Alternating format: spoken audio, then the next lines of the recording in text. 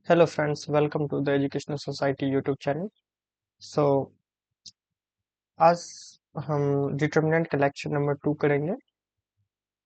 Lecture का गोल रहेगा row and column को समझना, टू ऑर्डर डिटर्मिनेंट को समझना एंड 3x3 ऑर्डर डिटर्मिनेंट को समझना। So let's get start. देखते हैं। सो डिटर्मिनेंट में सबसे पहले हम समझते हैं रो क्या होता है। लेक्चर 1 अगर आप नहीं देखे हैं तो लेक्चर 1 इसी प्लेलिस्ट में आपको मिल जाएगा, वो आप देख सकते हैं। सो रो क्या होता है, रो बेसिकली क्या होता है। रो सो हॉरिजॉन्टली जो भी होता है हॉरिजॉन्टल, जैसे कि हम यहाँ पे अब दिखाया आपको कि रो, जैसे आप बोलते हैं कि यहाँ पे इस टाइप से जो भी होगा या ऐसे, तो ये रो हुआ एक। और ये वर्टिकली अगर हम ऐसे अगर कि डेटा को रखते हैं, मतलब एंटिटीज को रखते हैं, तो वो क्या हुआ, कॉलम इसको बोलते हैं। कॉलम, एक कॉलम, जैसे कि आप एक्सेल सीट आप लोग देखे होंगे हो सकता है कंप्यूटर में, तो एक्सेल सीट में ये होता है कॉलम और ये होता है रो, और यही रो और कॉलम मिलके एक सेल को बनाता है। यहाँ पे ये हो जाता था एक सेल, ठीक है। तो column and row, this one is row. Okay. So ये रो एंड कॉलम कुछ इस टाइप से। तो रो किसको बोलते हैं, अब मैं उसको रो का डेफिनेशन में यहाँ पे क्लियर कर देता हूँ। Horizontal, horizontal line are called row. Okay. Horizontal line जो होगा उसको रो कहते हैं। कॉलम किसको कहते हैं? So column, column is basically vertical line, वही same vertical lines. Vertical lines को कॉलम एंड हॉरिजॉन्टल को रो आर कॉल्ड कॉलम। ये डिटर्मिनेंट का बात कर रहे हैं फिलहाल। जैसे कि एग्जांपल एक हम कंसीडर करें,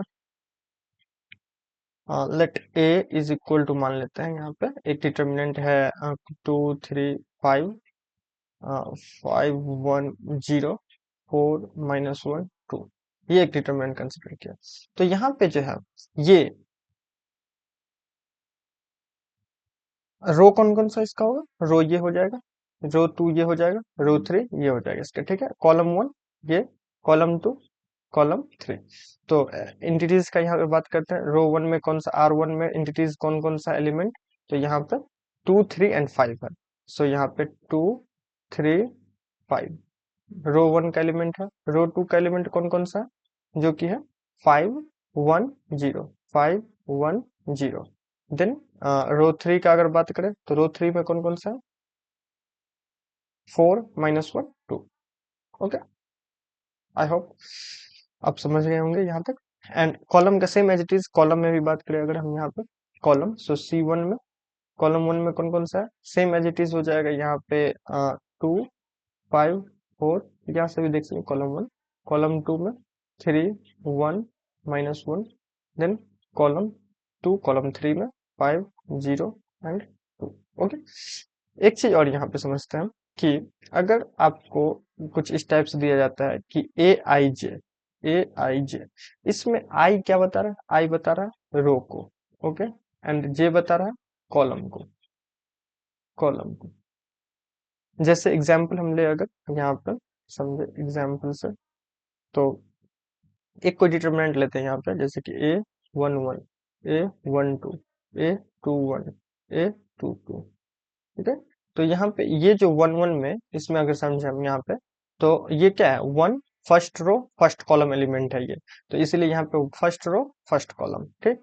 then first row second column, first row first है, कॉलम सेकंड है, तो फर्स्ट रो सेकंड कॉलम। तो ये बता रहा है रो को, एंड ये बता रहा है दो कॉलम को, ठीक है, ये कॉलम को। Second row first column, second row first column, तो ये सेकंड रो हो गया एंड फर्स्ट कॉलम का एलिमेंट है ये। Then second row second column, तो इस टाइप से हम इसको दिखा सकते हैं। आई और जे जो होता है, सो आई बताता है रो को एंड जे बताता है कॉलम को। ये भी ऐसे भी हम लिखते हैं कभी कभी डिटरमिनेंट में। नाउ अब हम देखते हैं सेकंड ऑर्डर डिटरमिनेंट किसको कहते हैं। सो सेकंड ऑर्डर डिटरमिनेंट क्या है, second order determinant? So basically delta एक एग्जांपल हम दिखाते हैं आपको समझ में आ जाए। A11 A12 A21 A22 मतलब यहाँ पे दो रो दो कॉलम होगा, 2 by 2 रहेगा। ओके, तो ये हो जाएगा सेकंड ऑर्डर डिटरमिनेंट। इसको सॉल्यूशन, इसका सॉल्यूशन कैसे हम करेंगे? सॉल्यूशन अगर देखें हम तो कैसे सॉल्व करेंगे, तो बेसिकली डिटरमिनेंट ऑफ ए जो हो जाएगा वो हो जाएगा, ये मान लेते डेल्टा ऑफ ए था ये कुछ, तो यहाँ पे इसका इससे क्रॉस मल्टीप्लीकेशन कर देना है, A11 इंटू A22। ओके, फिर माइनस एंड देन रिवर्सली इसको इनवर्स डायगोनल एलिमेंट जो है इसको मल्टीप्लाई कर देना है, यानी कि A21 इंटू A12। ठीक, तो ये इसका सॉल्यूशन हो जाएगा कुछ डिटरमिनेंट का। ठीक है, नाउ एक एग्जांपल अब देखते हैं सेकंड ऑर्डर डिटरमिनेंट को कैसे सॉल्व करेंगे। सो एग्जांपल ए कोई ले लेते हैं हम यहाँ पर 2 3 4 0। कैसे सॉल्व करेंगे? सो 2 को 0 से मल्टीप्लाई करेंगे तो 2 इंटू 0, फिर माइनस 3 को 4 से, 3 इंटू 4 दैट इज 0 माइनस 4 3 12, यानी कि -12 आंसर। ठीक है, तो ऐसे हम सेकंड ऑर्डर डिटरमिनेंट को सॉल्व करते हैं ना। अब हम देखते हैं यहाँ पे third order determinant. So 3 cross 3 determinant, determinant क्या होता है? 3 cross 3 determinant. So A is equal to, अगर हम कुछ इस टाइप से इसको इंडिकेट करते हैं, A11 A12 A13, three row three column होगा, 21 22 23 31 32 33। ओके, नाउ ये कुछ 3 क्रॉस 3 डिटरमिनेंट हो जाएगा।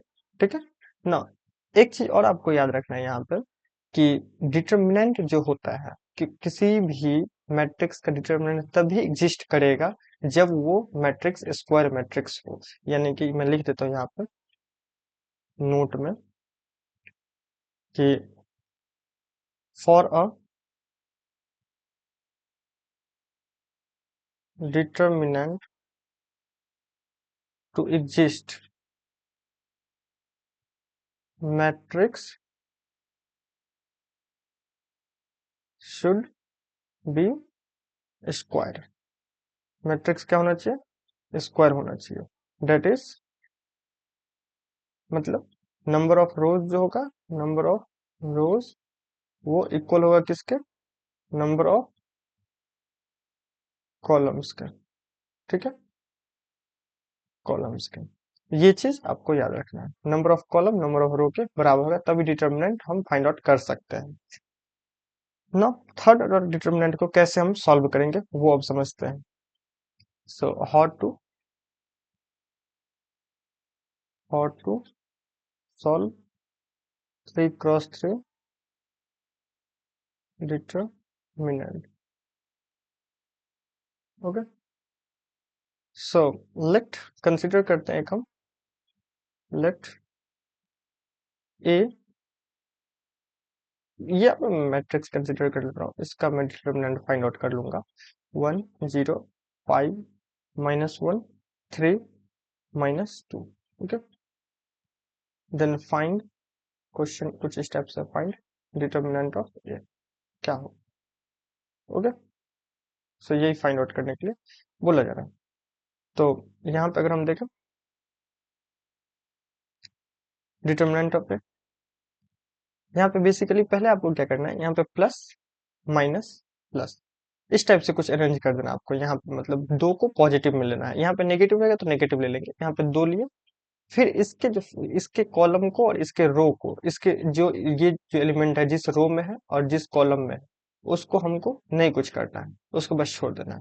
और जो रिमेनिंग एलिमेंट है उसको हम जैसे डिटरमिनेंट सेकंड ऑर्डर करते थे सॉल्व, वैसे ही यहाँ सेकंड ऑर्डर की तरह सॉल्व कर देंगे, यानी कि 0 को -2 से तो 0, देन फिर 5 को 3 से तो माइनस बीच में देंगे, फिर 5 को 3 से तो 15। ओके, देन यहाँ पे फिर हम -3, ये सेकंड एलिमेंट में फिर माइनस, यहाँ पे माइनस रहेगा तो ये प्लस हो जाएगा, फिर माइनस माइनस प्लस हो जाएगा -3, देन इसको कवर कर देंगे इसके कॉलम को और इसके रो को, और जो रिमेनिंग एलिमेंट होगा ये बचा, ये बचा, ये बचा और ये, इस पे सेकंड ऑर्डर की तरह ही लगा देंगे यहाँ पे। तो 2 -2 यानी कि -2, 5 को 3 से, 5 को -5 से तो -5 -5 ओके।